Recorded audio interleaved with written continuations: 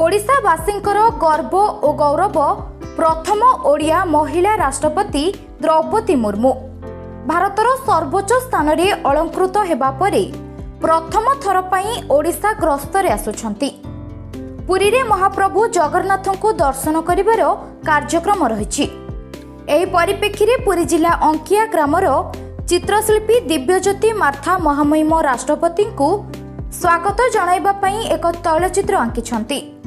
एही चित्रटी को प्रस्तुत करने दिव्यज्योति को 2 दिन समय लागिथिला। पुरी जिला प्रशासन जदि सहयोग करती ताहेले एही तैलचित्रटी महामहिम राष्ट्रपति निकटरे पहुंची पारंता बोली चित्रशिल्पी दिव्यज्योति कहिसंती। ब्यूरो रिपोर्ट संभव टाइम्स।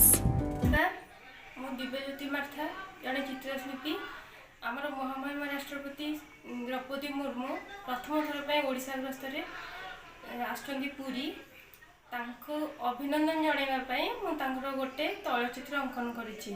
जदि तांको पाखरे चित्रटी पहुंची पारंता मु निजको धन्यवाद करंती।